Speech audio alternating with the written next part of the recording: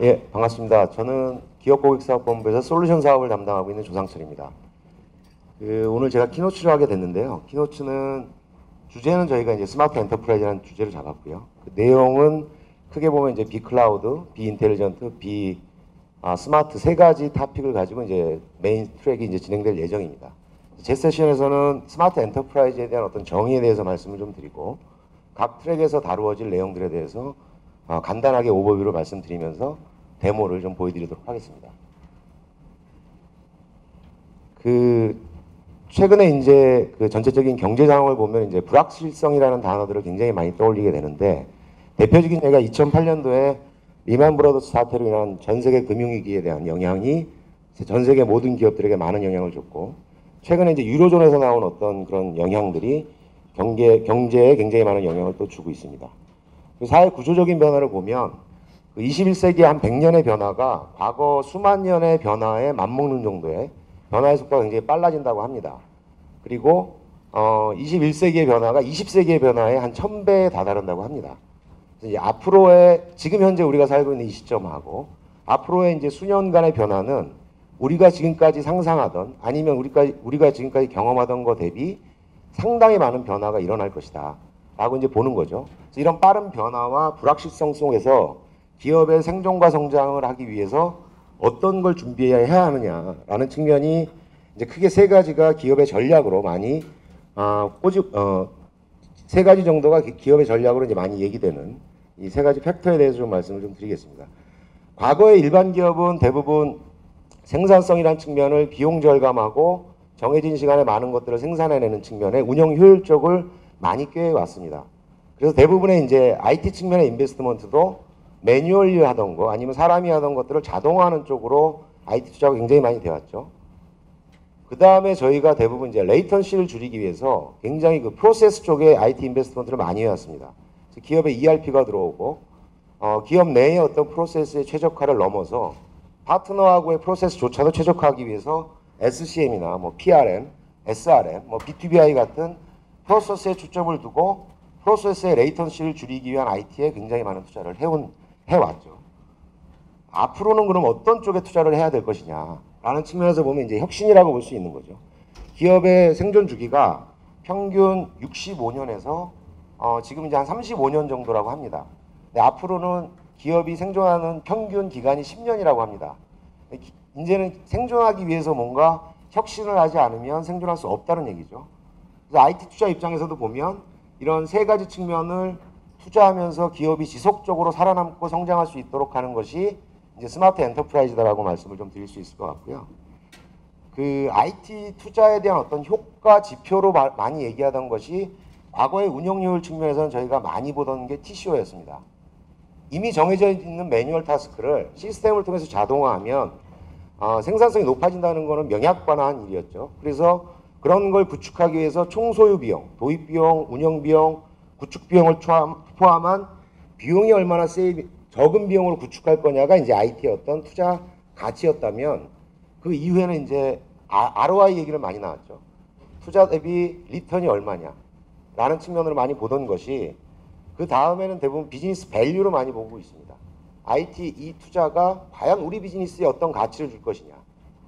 최근에는 이제 컴피티티브 어드밴티지라 해서 이 투자가 과연 우리가 경쟁 우위에 설 수 있는 투자이냐라는 측면으로 IT 투자에 대한 가치를 바라보는 뷰도 상당히 복잡해지고 어려워지는 그런 숙제에 좀 직면해 있다고 볼 수 있습니다. 저희가 주제를 크게 세 가지 토픽으로 잡은 이유는 이런 스마트 엔터프라이즈를 위한 IT 투자를 어느 영역에 초점을 맞출 거냐는 측면에서 클라우드와 인텔리전트, 스마트로 이제 주제를 잡았다고 말씀을 드릴 수 있을 것 같습니다. 모두에 저희 민성원 전무께서 말씀하신 것처럼 저희 마이크로소프트가 기업 고객 내지는 소비자들에게 제공하는 모든 코어 플랫폼의 새 버전이 이제 올해 출시가 될 예정이고 이미 되었습니다. 윈도우 2012 같은 경우는 9월 4일날 저희가 실제로 런치가 됐고요. 런치 국내 행사는 이제 9월 20일날 될 예정인데, 대부분의 이제 클라우드 플랫폼으로서 포지셔닝을 하면서 윈도우 2012가 나올 예정이고요. 그리고 시스템스타 2012 같은 경우는 단순히 기업 내에 있는 윈도우 기반의 어떤 플랫폼을 관리하는 기능에 더해서 가상화 영역, 클라우드 영역까지 통합 관리할 수 있는 측면으로 이미 나온 게 이제 서비스 팩을 통해서 좀 더 고도화되는 게 올해 이제 여러분들에게 선보일 예정이고요. 이미 국내에서도 레퍼런스를 가지고 있는 파스 내지는 이제 이아스로 저희가 공급하고 있는 이제 애저라는 클라우드 플랫폼이 올해 좀 더 인핸스된 기능으로 여러분들 앞에 보여질 예정입니다. 인텔리전스 측면은 저희 기존에 런치된 시퀄 2012의 여러 가지 이제 비즈니스 인텔리전스나 대용량의 빅데이터 내지는 비정형이나 반정형 데이터를 관리하기 위한 윈도우즈의 하둡 같은 것들을 포괄적으로 인프라로서 제공하면서 동시에 저희가 사용자들이 가장 손쉬운 엑셀이라는 도구를 통해서 셀프 서비스 BI를 구축할 수 있도록 저희가 이제 플랫폼을 공급할 예정이고요. 스마트 영역은 저희 오피스 시스템에 있는 여러 가지 커뮤니케이션과 협업의 도구들을 통합적으로 올 하반기에 여러분들에게 선보일 예정입니다. 이 세 가지에 대해서 좀 더 자세한 내용은 트랙에서 다뤄질 예정입니다. 여기 클라우드를 왜 필요하냐라는 이 내용은 이미 여러분들이 여러 세미나에서 많이 들었던 내용이고요. 간단하게 정리하면 온프레미스로 어떤 그 비즈니스 요구의 시스템을 도입한다면 하드웨어에 도입하는 시간 그리고 기본적인 플랫폼을 설치하는 시간이 최소 한 달에서 두 달 정도는 소요됩니다. 그리고 그렇게 도입된 하드웨어나 시스템들은 항상 피크타임을 고려해서 오버 인베스트먼트 하게 돼 있고요. 라이브 시스템을 운영하는 과정에서는 항상 용량에 대한 어떤 쇼티지가 나게 돼 있고요. 그렇게 해서 IT 하드웨어나 시스템들을 운영하다 보면 가용성을 보면 활용성이나 가용성을 보면 85% 정도는 아이들 타임에서 제공하는 현상들이 벌어지고요. 2000년 말에 엑센추어가 조사한 내용에서 가장 우리 이제 IT 스펜딩을 어느 쪽에 두고 갈 거냐 측면에서 70에서 80%는 기존 시스템을 유지하는데 IT 버짓이 소요되고 있다라는 게 이제 우측 하단에 나오는 내용입니다. 이 기존 IT를 운영하는 데 들어가는 비용의 가장 큰 코스트를 차지하는 게 사람입니다. 운영 인력에 대한 비용, 그리고 시설이나 기타 자원에 대한 투자 비용이 이제 70% 정도를 차지하는 거죠. 클라우드가 필요한 당위성은 네 가지 측면에서 잘 보여주고 있다고 생각합니다.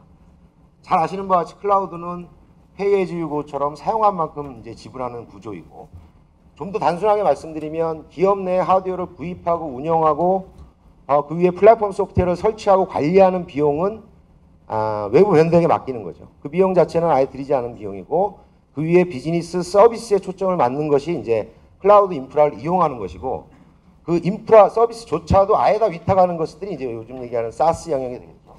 그래서 비즈니스의 어떤 요구 사항에 대해서 즉각적으로 대응할 수 있는 어떤 신속성이 클라우드가 제공하는 가치의 첫 번째라고 말씀드릴 수 있을 것 같고요.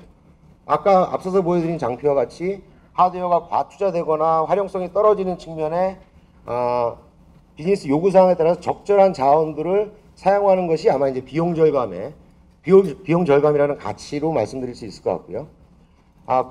이런 그 과정을 통해서 운영 쪽에 초점이 맞춰져 있는 IT 스펜딩의 80%를 비즈니스의 신규 요구사항이나 혁신에 투자하는 쪽이 이제 마지막에 비즈니스 프렌들리하게 IT 스펜딩을 하는 세 번째 가치라고 말씀드릴 수 있을 것 같습니다. 클라우드를 공급하는 그 벤더들은 굉장히 많이 있습니다. 여러분들이 이미 다 알고 계시는 벤더들이고요. 클라우드가 그 어떤 기술적인 스택이 어느 레이어까지를 위탁할 거냐에 따라서 뭐 이아스부터 사스까지 나누기도 하고, 자원에 대한 소유가 내가 할 거냐 위탁할 거냐에 따라서 퍼블릭에서 프라이빗까지 나누기도 합니다. 각각의 벤더들은 대부분 특정 영역에 이제 클라우드 오퍼링들을 제공하고 있죠. 마이크로소프트는 2008년에 저희 스티브 발머 회장께서 위아 올인이라는 캐치프레이를 걸고 저희가 가지고 있는 모든 소프트웨어를 클라우드에 올리는 작업을 시도했습니다. 그래서 오늘 말씀드리는 대부분의 소프트웨어 플랫폼들은 클라우드에서 동일한 서비스들을 제공하고 있다고 말씀드릴 수 있고요. 그래서 저희는 특정 영역의 어떤 클라우드 오퍼링을 제공하는 것이 아니고 엔드투엔드 오퍼링을 다 제공해드리고 있다라고 말씀드릴 수 있고, 또 올해부터 저희가 조금 더 강조드리는 영역이 클라우드에 대한 어떤 저항으로 보이는 것들이 이제 보안이나 여러 가지 우려사항이 있습니다. 그런 부분을 해결하기 위해서 저희는 이제 하이브리드 클라우드라는 용어들을 많이 쓰고 있습니다. 그래서 온프레미스에 있는 서비스와 클라우드상에 있는 서비스가 유연하게 연계함으로 해서 보안에 최적화된 솔루션으로 사용성을 높일 수 있는 형태로 하이브리드를 제공하고 있습니다. 여기 있는 것들이 이제 저희가 제공하는 온프레미스 소프트웨어와 클라우드 이제 오퍼링이라고 말씀드릴 수 있을 것 같고요. 사례로 말씀드리면 삼성전자 스마트 TV가 이제 글로벌하게 스마트 TV에 이제 펌웨어를 업그레이드하는 서비스를 작년에 저희 애저위에 올렸고요. 그리고 지금은 컨텐츠 딜리버리하는 프레임워크가 이제 애저에 올라가 있는 상태입니다. 지속적으로 스마트 TV에 올라가는 컨텐츠와 앱 서비스들이 이제 애저에 올라갈 예정이고요. 이미 클라우드 서비스 사용하고 있고요. 넥슨 아메리카 같은 경우가 그 선물 카드를 그 북미의 4개국의 한 5만여 개의 매장에서 판매하고 있는데 온라인으로 결제할 경우에 결제 모듈을 저희 이제 애저에서 올려서 서비스하고 있는 그 비용 절감이 한 40%된 사례를 말씀드릴 수 있을 것 같습니다. 보이지 않는 이면의 장점은 만약에 여러분들의 기업이 해외에서 어떤 비즈니스를 하실 경우에 IT 서비스가 넘어갈 경우에 특히 미국 같은 경우는 미국 정부에서 요하는 IT 시스템의 여러 가지 법적 보안에 대한 요구사항들이 굉장히 많습니다. 넥슨 아메리카가 가져간 눈에 보이지 않는 밸류는 그 마이크로소프트의 데이터 센터에 있는 애저를 이용함으로 해서 미국에서 요구하는 어떤 IT에 대한 보안 요구사항들을 별도의 절차 없이 쉽게 서비스를 올렸다는 것 또한 베네핏이라고 말씀드릴 수 있을 것 같습니다. 클라우드에서 간단히 말씀드렸고요. 그 간단한 데모를 저희 이정우 부장이 간단하게 데모를 한 10분간 보여드리도록 하겠습니다.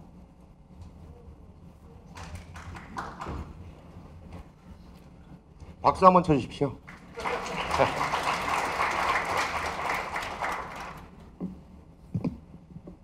예, 안녕하세요. 저 한국마이크로소프트의 클라우드 기술 전문가로 근무하고 있는 이정훈이라고 합니다. 예, 제가 오늘 그 간단하게 프라이빗 클라우드 데모를 보여드리기 위해서 올라왔고요. 잠시 자리에 앉도록 하겠습니다.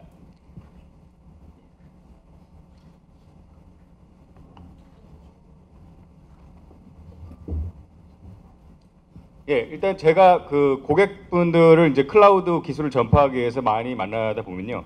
요즘엔 뭐 거의 대부분의 고객들이 클라우드의 가치나 그거의 혜택에 대해서 되게 무척 잘 알고 계시고, 근데 그거에 대해서 이제 프라이빗 클라우드나 이런 퍼블릭 클라우드나 이런 것들은 쉽게 뭐 그냥 갖다 사용하면 되니까 좋다고 생각하시는데, 이제 프라이빗 클라우드도 피해갈 수 없는 현실인데, 프라이빗 클라우드를 얘기하시면 상당히 이제 고민스러워하십니다. 사내의 그 기존의 어떤 그 IT의 거대한 인프라를 어떻게 프라이빗 클라우드 할까, 이런 것들에 고민을 하시는데요. 그런 프라이빗 클라우드가 마이크로소프트를 만났을 때 얼마나 쉽게 프라이빗 클라우드를 구축할 수 있는가를 보여드리는 게 지금 제가 보여드릴 데모고요. 한 5분 안에 클라우드를 만들고 사용하는 것까지를 보여드리도록 하겠습니다.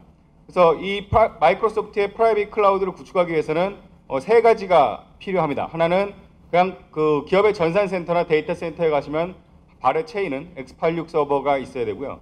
뭐 이거는 뭐 요즘에 가상화나 클라우드가 되면 메모리나 스토리지 성능이 좀 좋으니까 그런 것들이 갖춰진 서버면 좋고요. 그냥 기존의 x86 서버를 사용하셔도 됩니다. 그리고 두 번째 필요한 거는 윈도우즈 서버고요. 세 번째는 시스템 센터라는 소프트웨어입니다. 마이크로소프트의 이 두 가지 제품하고 x86 서버만 있으시면 바로 지금 제가 시연드리는 프라이빗 클라우드를 기업 내에서 구축하실 수가 있겠습니다. 자, 일단 그러면은 제일 먼저 프라이빗 클라우드를 한번 만들어 보도록 하겠습니다. 그래서 지금 현재 보시고 계신 화면은 시스템 센터의 클라우드를 관리할 수 있는 버추얼 머신 매니저 화면이고요. 간단하게 크리에이트 클라우드라는 위저드를 통해서 클라우드를 만들 수가 있습니다. 맨 처음에 클라우드를 만드니까 개발자를 위해서 한번 클라우드를 만든다고 해보겠고요. 그래서 개발자 클라우드를 한번 만들어 보겠습니다. 그래서 클라우드를 만들겠고요. 개발자 클라우드를 위해서 호스트를 한 2대를 새로 도입을 했다고 해서 클라우드용 호스트를 선택을 하겠고요. 그 다음 선택 화면들을 보시면 네트워크하고 그 다음 로드 밸런서, 스토리지를 선택하는 화면이 나옵니다. 기존의 그 데이터 센터의 관리자들은 사용자들이 나 서버가 필요합니다라고 얘기하면 그때 이제는 가상화됐으니까 가상 서버를 만들어줘야지 하면서도 이 가상 서버를 어느 서버에 만들까, 어느 네트워크에 연결할까, 어느 스토리지에 연결할까, 이런 것들을 모든 서버 요청일 때마다 계속 고민을 해야 됩니다. 하지만 프라이빗 클라우드가 구축이 되면 이런 것들은 다 모두 자동화돼서 시스템에서 관리해서 데이터 센터 관리자들은 그냥 사용자들이 알아서 사용하게끔 하면 되는 것이죠. 그래서 여기서는 개발자용 네트워크를 선택하고, 그 다음에 뭐 네트워크나 이런 것들은 개발자 쪽이니까 선택하지 않고 그대로 넘어가도록 하겠습니다. 그 다음에 여기서 라이브러리라는 거는 그 사용자들이 리눅스를 쓸 것인지 윈도우를 쓸 것인지 그런 것들을 선택하는 게 되겠고요. 그래서 여기서는 간단하게 만들어 놓은 라이브러리를 선택하도록 하겠습니다. 그 다음에 이 클라우드의 용량을 어떻게 할 것인가. 이 클라우드는 가상화가 되어 있기 때문에 물리적인 하드웨어가 딱 2개밖에 없다고 해서 그 2개로만 유지되는 게 아니고요. 실제로 사용자들은 무한히 자원이 있게끔 생각하게 만들 수가 있습니다. 물론 사용자들이 사용량이 늘어지면 빨리 하드웨어나 네트워크 스토리지를 보충을 해야겠죠. 일단 커패시티도 무한대로 하고요. 그 다음에 지금 세 개에 나와 있는 3대 하이퍼바이저를 다 시스템 센터에서는 지원을 하고 있습니다. 그래서 굳이 뭐 VM을 사용하고 계시거나 시트릭스 서버를 하이퍼바이저를 사용하고 있더라도 전부 다 마이크로소프트의 프라이빗 클라우드와 무선에 들어갈 수가 있겠습니다. 현재는 하이퍼V만 있으니까 이렇게 선택을 하겠고요. 그래서 이렇게 클릭을 하게 되면 왼쪽에 보시면 아시겠지만 클라우드가 개발자 클라우드가 만들어졌습니다. 아무도 안 쓰고요. 아직은 아무도 안 쓰고 있겠죠. 그래서 보시면 너무나 간단하게 클라우드 만드는 게 끝나는데요. 사실 이제 한 가지 더 할 일이 있습니다. 클라우드를 만들었으면 아무나 쓸 수는 없겠죠. 그래서 이 클라우드를 쓸 수 있는 사용자를 할당을 해야 되는 게 두 번째 작업이 되겠고요. 그래서 이 클라우드, 방금 만들어진 클라우드에 사용자들을 할당하도록 하겠습니다. 그래서 이 개발자 클라우드에 웹 개발자들이 사용할 수 있도록 할당을 하려고 하고요. 그래서 개발자 클라우드는 사전에 선택이 되어 있고, 그 다음에 이 개발자, 웹 개발자 그룹한테 이 개발자 클라우드의 모든 리소스를 다 사용하게 할 수는 없으니까 여기에는 제한을 좀 둬야겠죠. 이 클라우드에 사용할 수 있는 제한을 두는 거고요. 이 제한을 둘 때 예전에는 뭐 서버 몇 대 뭐 이런 식으로 제한을 뒀겠지만 가상화 시대에서는 그런 것보다는 개별 사용자들이 가상화됐지만 독점할 수 있는 자원, 이거에 대해서 제한을 거는 게 일반적입니다. 그래서 보통 메모리나 스토리지는 가상화되더라도 독점해서 사용할 수밖에 없기 때문에 요거에는 팀별로 이렇게 제한을 둘 수도 있고요. 그다음 밑에는 그 팀의 개개인이 또 팀의 리소스를 독점하면 안 되기 때문에 개인에 대한 자원 할당량을 이렇게 따로 제한을 둘 수가 있습니다. 그다음에 이 팀에서 사용하는 리소스들은 뭐 여러 가지가 있을 수가 있을 텐데요. 그냥 심플하게 DB 서버하고 웹 서버만 사용할 수 있게끔 선정을 하도록 하겠습니다. 그 다음에 이 개발자들이 스스로 머신을 만들고 삭제하고 이런 것들 권한들을 세세하게 조절할 수 있는데 뭐 알아서 자유롭게 사용을 하고 모든 권한을 이렇게 주도록 하겠습니다. 그래서 이렇게 딱 그 클라우드를 만들고 사용자를 할당하면 이제 데이터 센터의 관리자는 서버를 만들어 주세요 하는 요청에 그냥 클라우드 포탈에 가서 만들어서 쓰십시오 라고 하면 되는 겁니다. 그래서 그럼 이제 클라우드가 만드는 것이 끝났으니까 사용자 입장에 대해서 클라우드를 한번 사용해 보도록 하겠습니다. 그래서 개발자의 아까 웹 개발자 그룹에 권한을 줬기 때문에 그 개발자의 데스크탑 화면으로 들어왔고요. 이 개발자는 뭐 특별히 다른 거 할 건 없습니다. 지금 여기 URL이 하나가 들어왔는데 이거는 뭐 액티브엑스나 이런 것도 아니고요. 그냥 URL 하나일 뿐입니다. 그래서 요거는 AD 그룹 정책으로 배포를 할 수도 있겠고 여러 가지 뭐 이메일이나 뭐 배포를 할 수 있겠습니다. 그래서 이 URL을 클릭하게 되면 액티브 디렉토리에 모두 다 조인이 되어 있기 때문에 싱글 사인온으로 아무런 추가 인증 없이 로그인을 할 수 있고 방금 전에 이 개인한테 할당한 이 클라우드의 리소스가 제한되어 있는 스토리지나 메모리 제한되어 있는 것들이 이렇게 보실 수가 있습니다. 그래서 이 사용자는 이제 개발 데이터 센터의 관리자한테 전화할 필요 없이 스스로 자기가 필요한 리소스를 만들 수가 있겠고요. 그래서 이번에는 간단하게 웹하고 DB 서버를 만들려고 합니다.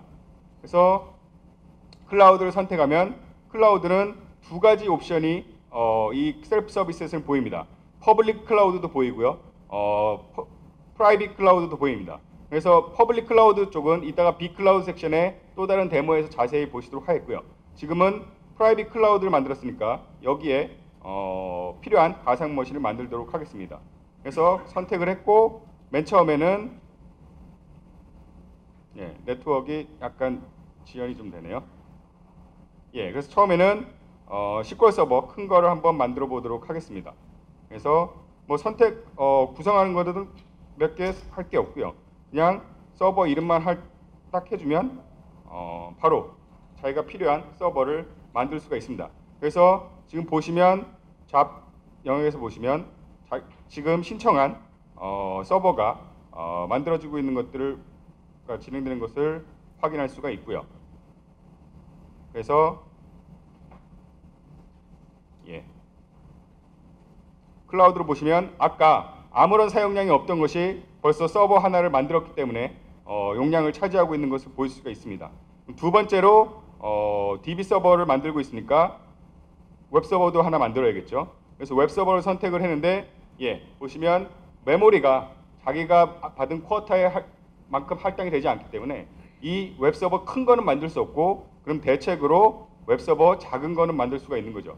그래서 이 클라우드 시대가 되면 이렇게 가상 머신 뭐 2대, 3대 이런 식으로 할당을 하는 것이 아니라 저렇게 스토리지나 메모리 할당을 하고 사용자가 작은 규모의 서버 10대를 만들었던 큰 규모의 서버 2대를 만들었던 이런 것들은 전부 사용자들이 알아서 스스로 할 수 있게끔 하는 것이 바로 저희 쪽에 마이크로소프트에서 얘기하고 있는 프라이빗 클라우드가 되겠습니다. 그래서 보시면 이 2개의 서버들이 만들어져서 지금 크리에이트 아까 마이스컬 서버 만들어지고 있고요. 그다음 이제 지금 제가 만든 웹 서버가 만들어지고 있고 지금 그 만든 것들이 내 쿼터에 지금 할당돼서 이제 빨간색으로 근접해 있는 것들을 보실 수가 있겠습니다.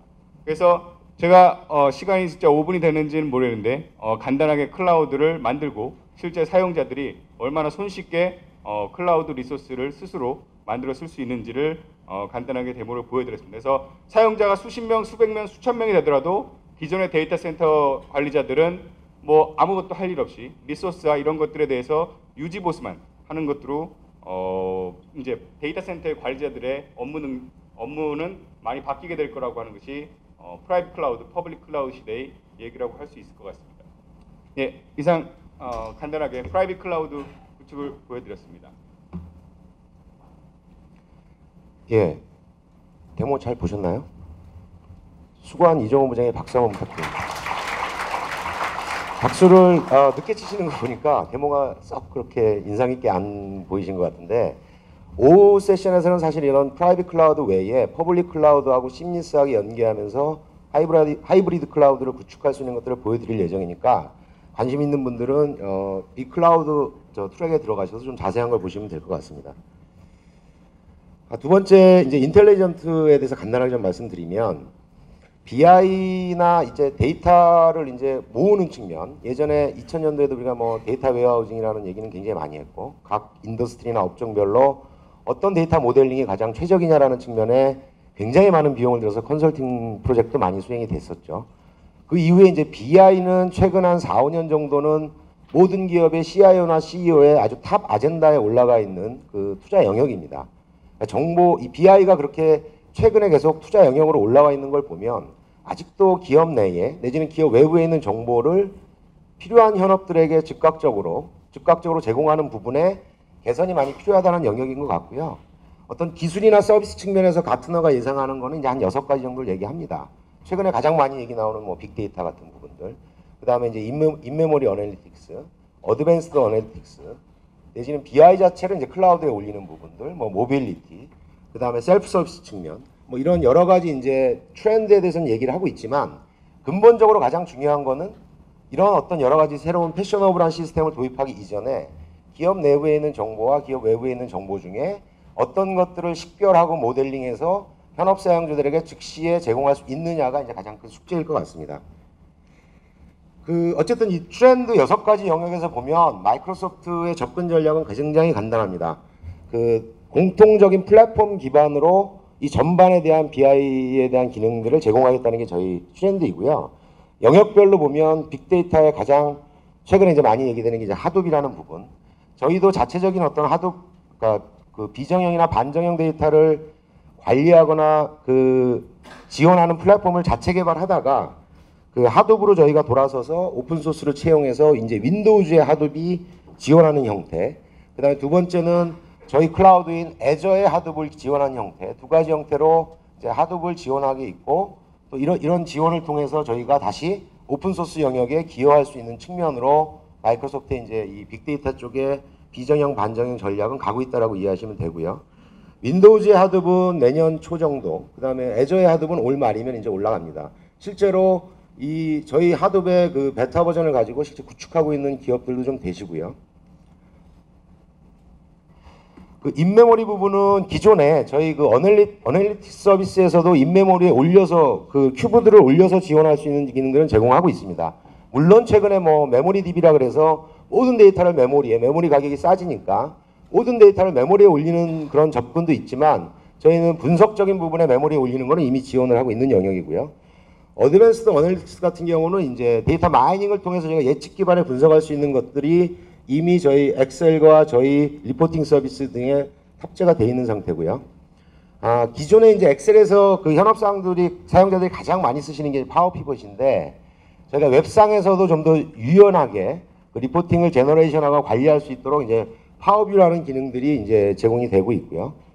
이런 어떤 BI적인 기능들이 향후에 저희 애저 플랫폼에 올라감으로 해서 이제 클라우드 인프라를 지원할 수 있을 것이고 현재도 이제 뭐 저희 OS 기반의 디바이스 외에 안드로이드나 패드에서도 저희 모빌리티가 BI 모빌리티가 지원되는 형태로 현재 제공을 하고 있습니다.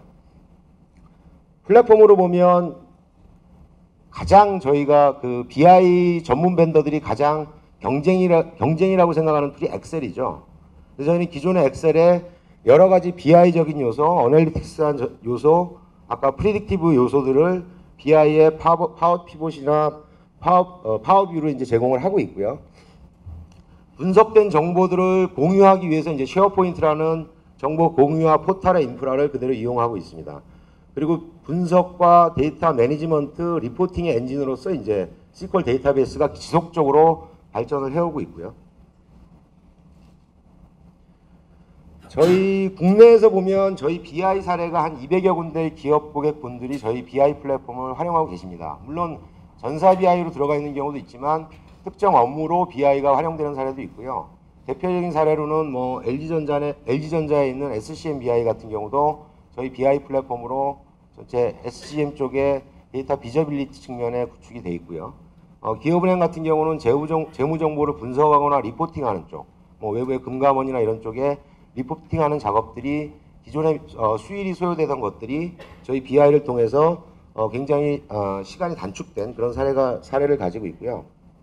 빅데이터를 보면 이제 야후가 저희 대표적인 사례인데 야후하고 미국 뉴욕 경찰청에서 범죄 감시 시스템들이 저희 빅데이터 플랫폼으로 구축이 되어 있는데 야후 같은 경우는 기존에 웹로그 쪽을 분석해서 바로 온라인 사이트에 광고에 적용하는 형태로 되어 있는 게 통상 데이터를 분석해서 적용하는 데까지 9시간 정도 걸렸다고 합니다.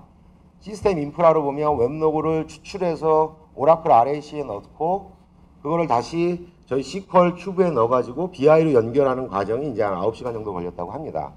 그 시간을 세이빙하기 위해서 오라클 RAC를 빼고 저희 그 하둡, 그 빅데이터 쪽 하둡을 집어넣어서 웹로그 쪽에서 바로 빅데이터를 추출해서 그거에서 정제된 내용을 분석 시스템인 SQL에 바로 넣는 걸로 해서 1.5시간 정도 그 시간을 세이빙했다고 합니다.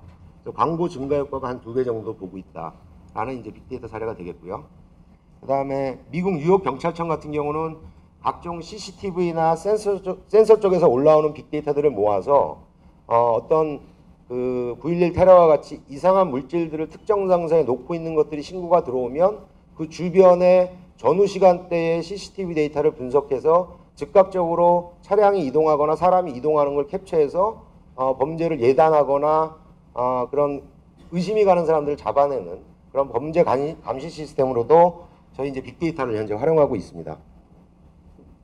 간단하게 이제 데모는 이번에 이제 런던 올림픽에서 그 런던 올림픽 웹사이트에서 다양한 이제 경기 기록들이 이제 계속 올라오고 있는 것들을 취합해서 간단하게 사용자가 분석해 볼 수 있는 데모를 보여드릴 거고요.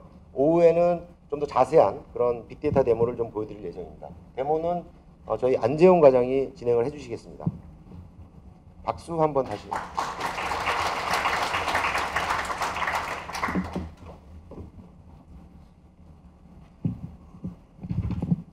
네, 안녕하세요. 저는 마이크로소프트에서 BI 쪽을 담당하고 있는 안재훈입니다. 제가 오늘 이제 이 데모를 통해서 좀 보여드릴 거는 이제 제가 스포츠 애널리스트의 그런 입장에 서서 이번 런던 올림픽에 대한 결과를 좀 신속하게 분석을 할 수 있고 리포트를 만드는 그런 과정을 좀 보여드리도록 하겠습니다.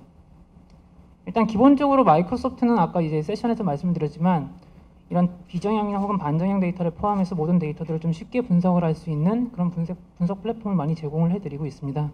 근데 이제 그런 분석 모델을 쉽게 만들어내고 그런 과정에 대해서는 제가 오후에 있는 그런 세션에서 좀 보여드리도록 하겠고요. 요 지금 있는 데모 같은 경우는 그런 리포팅 쪽 위주로 해서 진행을 하도록 하겠습니다.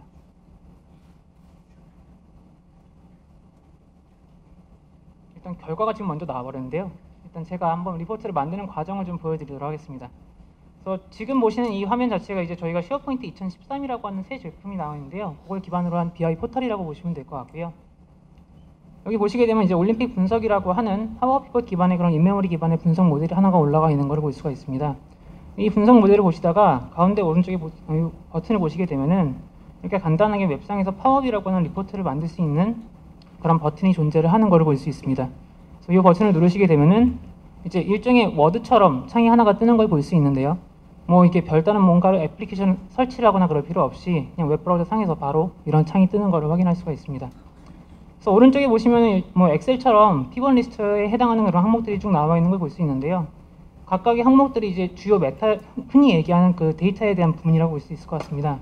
그래서 맨 밑에 있는 팀이라고 하는 걸 선택하시게 되면은 이렇게 리전이라고 하는 이런 항목이 있는 걸 볼 수 있고요.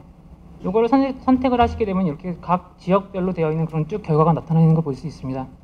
제가 일단 간단하게 리포트의 이름을 한번 지어보도록 하겠습니다. 제가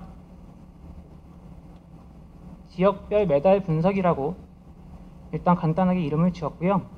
이렇게 지역을 선택한 다음에 관련되어 있는 런던 올림픽에 있는 메달 수를 한번 선택을 해보도록 하겠습니다. 그래서 이걸 제가 여기서 말고 이걸 선택을 하고 여기서 이걸 선택하시게 되면은 보시는 것처럼 일반적인 표 형태로 이렇게 데이터가 쭉 표현이 되는 걸 볼 수 있는데요. 일단은 이런 표 형태보다는 맵이라고 하는 걸 활용하게 되면은 이런 지역별로 된 그런 BI 정보들을 좀 쉽게 리포팅을 만들어낼 수가 있습니다. 그래서 보시게 되면은 이렇게 맵을 좀 확대를 해보고요. 이 내에서 보시게 되면 이제 지역이라고 하는 거와 국가라고 하는 걸 계층 형태로 이렇게 만들어줄 수가 있습니다. 그래서 뒤에 보시는 이런 맵 같은 경우는 빅맵이라고 해서 저희가 제공하고 있는 맵과 관련된 서비스라고 보시면 될 것 같고요. 이렇게 보시다가 이렇게 전체 화면을 좀 크게 보시게 되면은 전반적인 리포트를 좀 쉽게 보실 수가 있습니다. 그래서 예를 들어 제가 유럽이라고 하는 이 지역을 선택하게 되면은 바로 더블 클릭을 하게 됨과 동시에 이렇게 드릴 다운 해 가면서 제가 원하는 리포트를 바로 만들어낼 수가 있고요. 그 다음에 이런 지역과 관련된 정보 같은 경우는 사용자가 뭔가를 입력을 하는 것이 아니라 도시에 관련된 그런 이름이나 이런 것들을 기반으로 바로 만들어내실 수가 있습니다. 이제 다음으로 이제 종목별로 한번 매달 한번 분석을 해보도록 하겠습니다.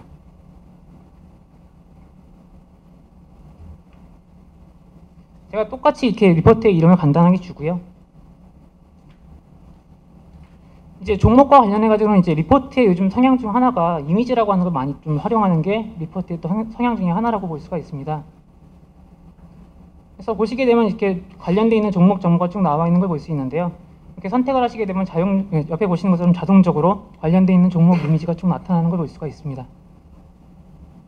그래서 관련되어 있는 이미지 부분을 이렇게 타일 형태로 바꿔주시게 되면은 지금 이제 리포트를 보시게 되면은 이런 식으로 해서 전체에 관련된 그런 종목 정보가 쭉 나와 있는 걸 볼 수가 있고요. 특정 종목을 선택하게 되면 그와 관련되어 있는 세부적인 그런 리포트를 바로바로 뽑아낼 수가 있습니다.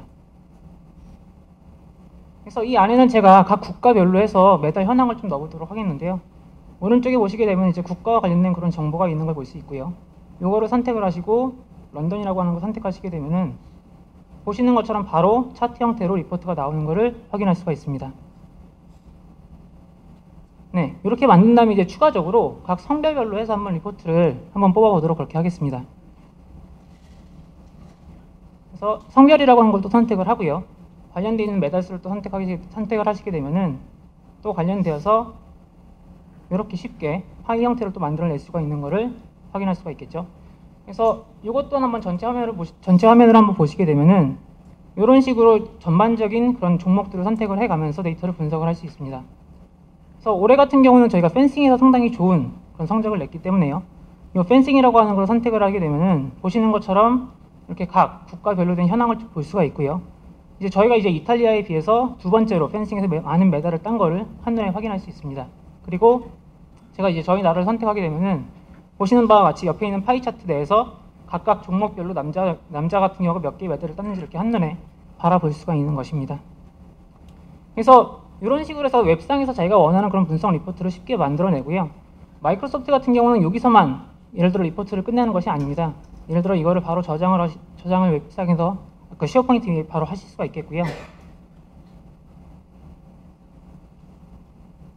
네, 이렇게 저장을 하신 다음에는 이거를 바로 파워포인트 형태로 바로 뺄 수가 있습니다. 그래서 이 파일에 보시게 되면은 엑스포트 파워포인트라고 하는 이 항목이 있는 것을 확인할 수 있고요. 이거를 빼시게 되면은 이와 관련된 리포트가 단순히 웹에 있는 것이 아니라 바로 업무에 활용할 수 있는 그런 자료로 빠지는 것을 확인할 수가 있습니다. 그래서 제가 테스트라고 하는 간단한 이름으로 바로 파워포인트를 만들었고요. 한번 파워포인트 자체를 한번 보도록 하겠습니다. 그래서 맨 처음에 이 파워포인트를 열어보시게 되면은 일종의 이미지처럼 보이는 걸 확인할 수 있는데요. 이거를 이제 슬라이드 시 형태로 보시게 되면 약간 경우가 달라지게 됩니다. 그래서 보시게 되면 이제 오른쪽 밑에 인터랙트라고 하는 그 버튼이 있는 걸 확인할 수가 있고요. 이걸 누르시게 되면은 실제 리포트를 웹에서 하는 그런 액션과 동일하게 파워포인트의 슬라이드 쇼 내에서 수행을 하시는 게 가능합니다. 이 과정 자체는 이제 웹과 실제 저 슬라이드 쇼 자체가 연결이 되어 있기 때문에 지금 보시는 것처럼 바로 볼 수 있는 것이고요. 네, 이제 리포트가 나오고 있겠죠. 네트워크가 좀 약간 좋지 않아서 약간 성능이 좀 안 나오고 있습니다. 네, 보시는 것처럼 제가 아까 웹에서 특정 종목을 선택하게 되면은 관련된 종목에 있는 그런 세부적인 정보들을 바로바로 볼 수 있는 걸 확인할 수가 있습니다. 그래서 이런 식으로 파워포인트에 활용을 하시면서 필요하시다고 하면 뭐 이렇게 커멘트를 날리시거나 이런 식으로 해서 바로바로 업무에 활용할 수 있는 그런 BI가 단순한 리포트에서 끝나는 것이 아니라 실제 실행 가능한 통찰력을 확대할 수 있는 그런 부분을 좀 보여드린다고 좀 말씀을 좀 드리고 싶습니다. 네, 제 데모는 여기까지 있고요. 세션을 또 진행하도록 하겠습니다.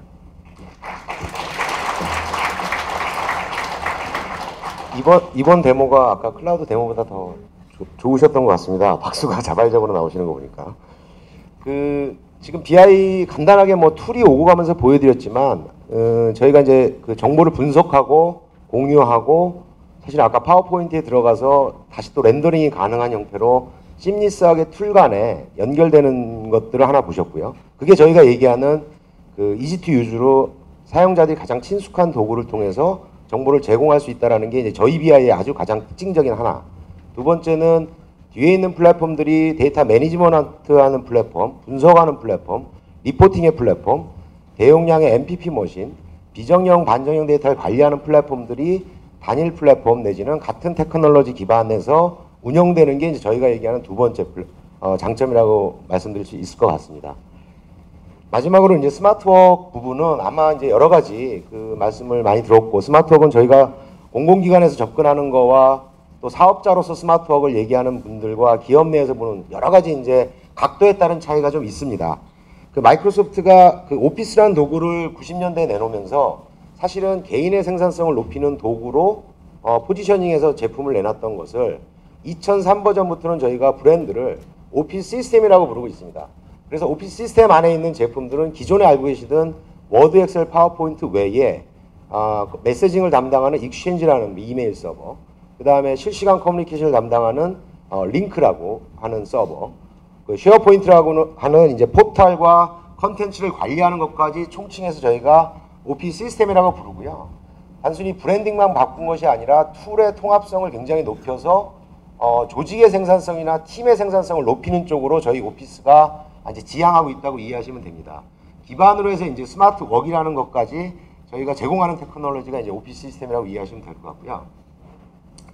그 스마트 워크는 뭐 여러 가지 정의가 있겠습니다만은 현실로 보면 인구 통계학적으로 이제 4세대가 이제 한 작업장에서 사업장에서 근무하는 형태로 갑니다. 이 세대 4가지 4세대는 기존의 어떤 중심 가치가 틀리고 일하는 패턴, 선호하는 커뮤니케이션 수단 등등등이 굉장히 차이가 있는 그런 4가지 세대가 현재 사업장에 존재하고 있는 점하고, 그 다음에 사용자들이 그 활용하는 이제 디바이스의 종류가 미국 같은 경우는 연봉 1억이 넘는 그 사람들이 평균 소지하는 디바이스가 4.5대 정도 된다고 합니다. 아마 우리도 보면 그 데스크탑을 쓰시고 집에도 아마 PC가 있을 것 같고 패드가 있으신 경우도 있고 폰까지 보면 폰까지 치면 3-4대 이상들은 디바이스를 쓰고 계신 거죠. 그래서 이제 디바이스가 소비자에게 어댑션 되는 사이클이 굉장히 빨라졌다는 얘기죠. 아까 제가 뭐 사회 변화가 굉장히 빠르다는 얘기도 드렸지만 태블릿 같은 경우는 8년이 안 걸려서 일정 정도의 어댑션을 넘어버리는, 그래서 테크놀로지 어댑션이 굉장히 빠르고 그게 또 거꾸로 기업의 IT 하는 사람 입장에서는 또 다른 위협으로 다가서는 게 이제 컨슈머라이제이션 IT 같은 이런 트렌드가 거꾸로 이제 IT 하는 사람들 입장에서는 이제 그 도전이 되겠죠. 근무하는 업무 형태도 예전에는 보면 대부분 1인 혼자 하는 업무 비중이 굉장히 많았죠. 그래서 직능별로 직무기술서가 기록돼 있고 출근해서 내가 주로 혼자 하는 일이 많았다면 지금 현재 대부분의 일은 그 1인 혼자 할 수 있는 일은 없습니다. 대부분 버추얼 팀이 일하든 같은 팀 간에 일하든 그리고 같이 일하는 사람들이 동시간대에 동일한 장소에 있을 가능성이 굉장히 적습니다. 타임존이 틀린 다른 지역에 있거나 같은 공간에 없는 경우들이 굉장히 많죠. 그래서 이런 사용자들이 업무 패턴의 변화에 어떻게 지원할 거냐는 측면에서 예전의 생산성을 높이는 측면이 좀 더 많은 일을 하거나 좀 더 빠르게 하는 그 두 가지의 어떤 키워드였다면 저희가 바라보는 이제 앞으로의 생산성은 right과 이제 인조입니다. 그래서 이 두 가지 팀으로 저희가 오피스 2013을 올 하반기에 런치할 예정이고요. 그거에 대해서 이제 간단하게 좀 이따 데모를 보실 것이고 이따 오후 트랙에서도 좀 자세한 내용을 좀 드릴 수 있을 것 같습니다. 2013은 그 기본적으로 터치 퍼스트입니다.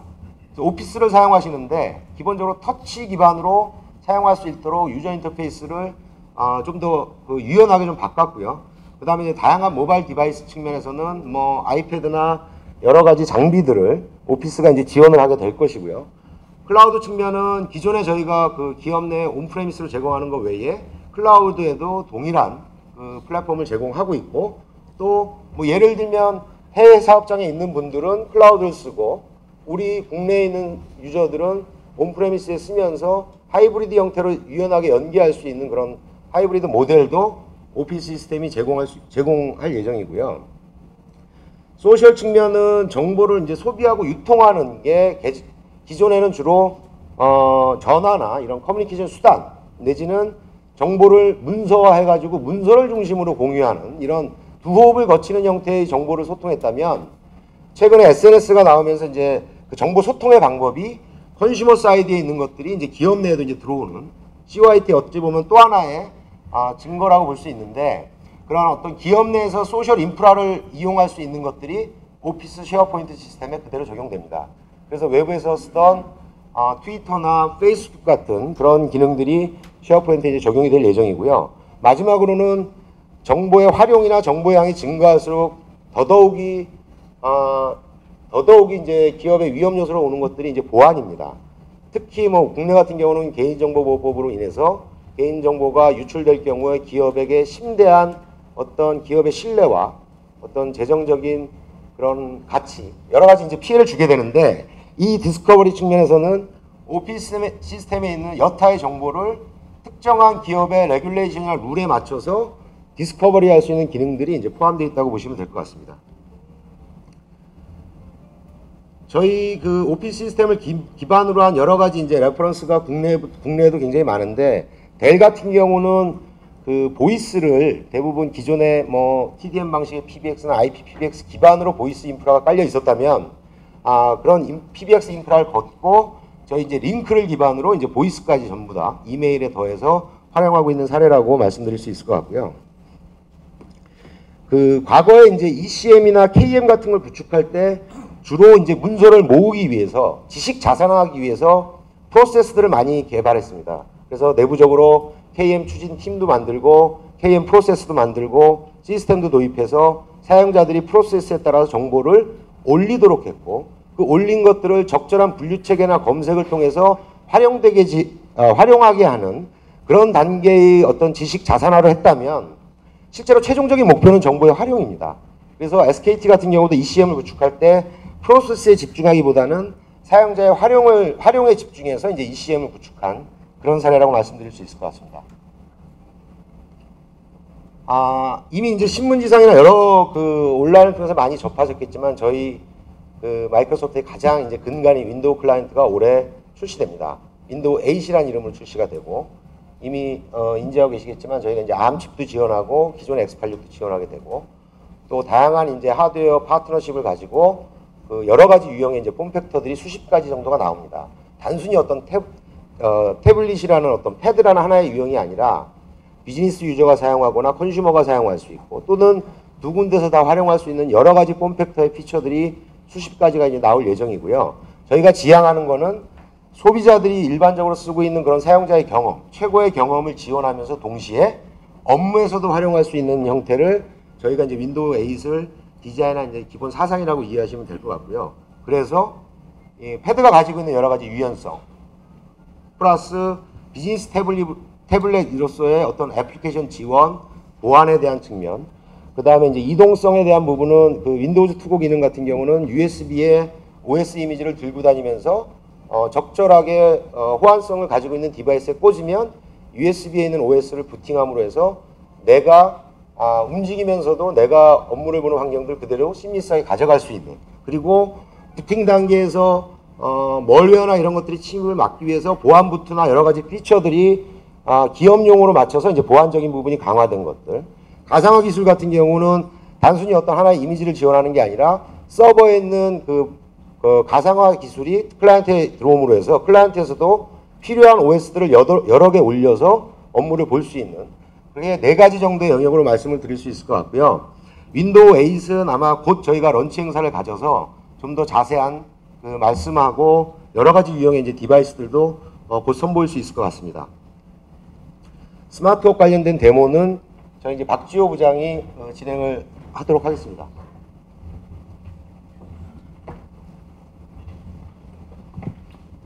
네, 앉아서 진행하도록 하겠습니다. 진행하기 전에 질문 하나 드려볼게요. 저 윈도우즈 8 혹시 써보신 분 혹시 계시나요? 8. 네. 혹시 그러면은 더 없으실 것 같으신데 오피스 2013 사용해 보신 적 있으신가요? 지금 그 인터넷상에서 프리뷰 버전으로 미리 사용할 수가 있습니다. 그래서 무료로 한번 사용해 볼 수 있기 때문에 지금 보시고 마음에 드시면은 한번 다운로드 받아서 사용해 보시는 것도 좋을 것 같습니다.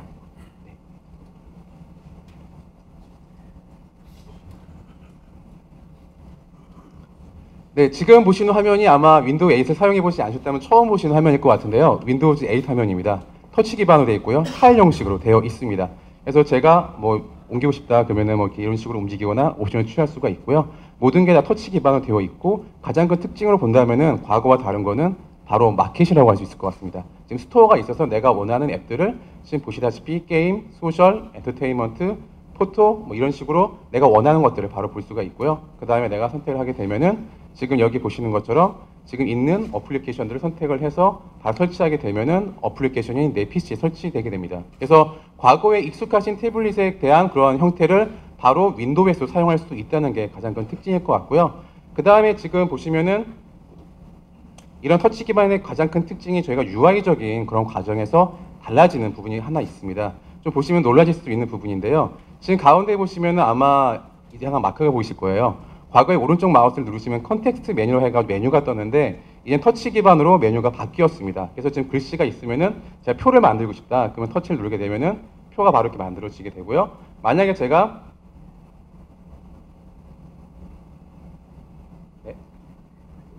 지금 글씨를 제가 선택하게 되고요.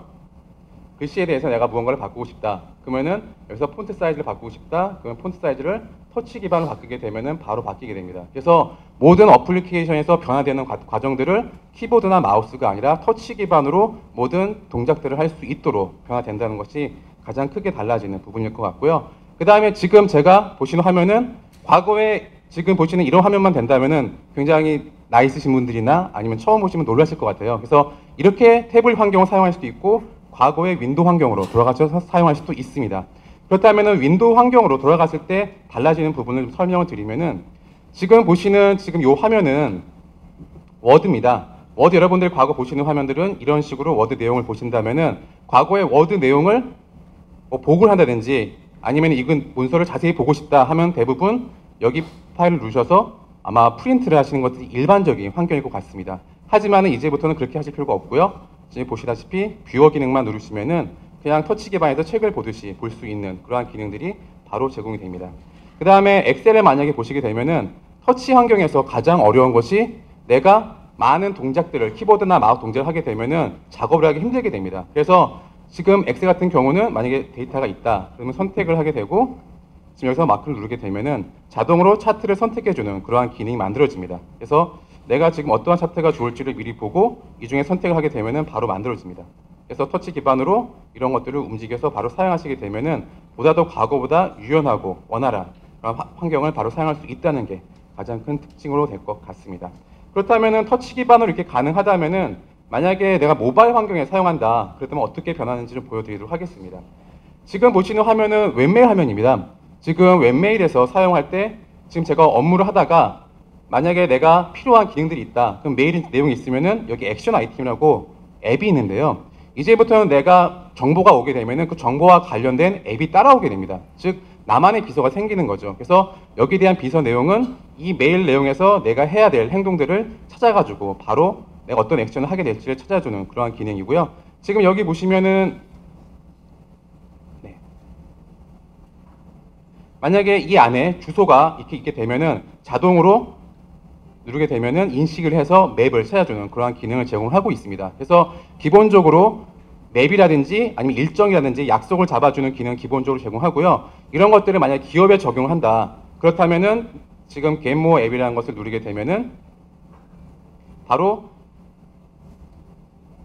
이 오피스에 관련된 마켓으로 연결이 됩니다. 그래서 지금 이미 이렇게 앱들이 있는데요. 이런 것들 앱들 설치할 수 있고 만약에 내부에서 사설로도 만들 수가 있습니다. 그래서 전자결제라든지 그러한 내용들을 바로 반영하셔서 아까 보시던 이 메일 환경에서 전자결제 내용이다. 그럼 전자결제를 바로 여기서 진행할 수 있는 그런 내용이 있고요. 제가 마지막으로 설명을 드리고 싶은 내용은 어떤 것이냐면은 보안에 관련된 그러한 내용입니다. 지금 보시다시피 아까 데이터들을 많이 주고받게 되면은 여기서 감사 기능이 제공돼서 특정 단어나 어떠한 기능에 대해서 지금 메일이나 아니면 쉐어포인트에 있는 내용들을 한꺼번에 몰아서 볼 수 있는 기능이 제공되고요. 그 다음에 내가 회사 내에서 히파라든지 어떠한 내용에 대해서 규약을 내가 추가하고 싶다 이렇게 누르게 되면은 바로 화면이 뜨게 되고 여기서 지금 세계적으로 제공되는 그런 룰들이 적용이 되고 있습니다. 그래서 일본에 대한 룰, 어떤 관련된 룰을 눌러가지고 적용을 시키게 되면은 관련된 룰들에 어긋나는 메일이나 정보가 왔다 갔다 할 시에는 그걸 막거나 아니면 거기에 대해서 노티를 띄워줄 수 있는 그러한 기본 기능을 제공해 줍니다. 그리고 여기에 대해서 좀 더 구체적인 내용은 11월 달에 저희가 오피스 론치하기 때문에 그때 좀 더 상세하게 설명을 드리도록 하겠습니다.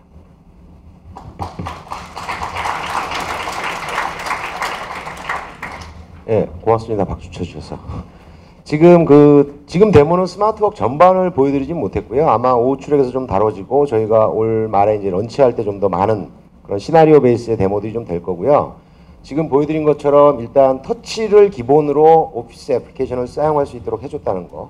그 다음에 기존에 저희가 가지고 있는 익스체인지나 여러 가지 협업의 플랫폼들이 좀 더 강화된 점들. 아까 빅맵이 메일하고 같이 연계되는 거. 아니면 기업 내에 있는 뭐 아까 박지호 부장은 전자결제를 얘기했지만 여러 가지 애플리케이션들을 클라우드상에 있는 애플리케이션 내지는 기업 내에 있는 애플리케이션하고 오피스 애플리케이션을 연계할 수 있는 것들.